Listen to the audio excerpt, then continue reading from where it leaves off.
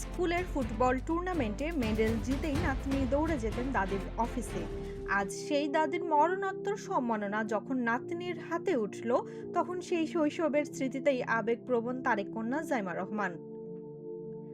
স্বাধীনতা পদক 2026-এর মঞ্চে প্রধানমন্ত্রী তারেক রহমানের হাত থেকে দাদি খালেদা জিয়ার মরণোত্তর সম্মাননা গ্রহণ করলেন জাইমা রহমান। তবে এই স্বীকৃতির পেছনে লুকিয়ে আছে দাদি নাতনির এক নিবিড় ভালোবাসার গভীরতা। সেই ছোট্টবেলায় জাইমা যখন স্কুলে ফুটবল খেলে মেডেল জিততেন, সবার আগে সেই সাফল্যের গল্প শোনাতেন দাদি বেগম খালেদা জিয়াকে। রাষ্ট্রনায়ক পরিচয়ের বাইরে খালেদা জিয়া ছিলেন জাইমার কাছে একান্ত দাদু, যিনি শত ব্যস্ততার মাঝেও নাতনির মেডেল জয়ের গল্প মন দিয়ে শুনতেন এবং মাথায় হাত বুলিয়ে ও বুকে জড়িয়ে অসীম সাহস দিতেন।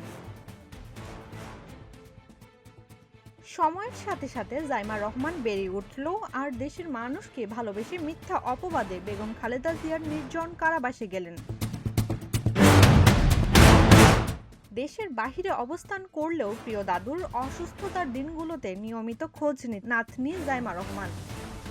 শৈশব থেকেই দাদির প্রিয় পাত্রী হিসেবে বেড়ে ওঠা জাইমার এই পদক গ্রহণ কেবল রাষ্ট্রীয় সম্মান নয়, বরং এক পৈতৃক উত্তরাধিকার। রাজনীতির কঠোর মঞ্চের বাইরে দাদি ও নাতনির এই গভীর ও অমলিন সম্পর্ক যুগের পর যুগ নেতাকর্মীদের অনুপ্রেরণার এক দৃষ্টান্ত হয়ে থাকবে বলে জানান অনেকে। আমি হিমি, ভোরের আকাশ।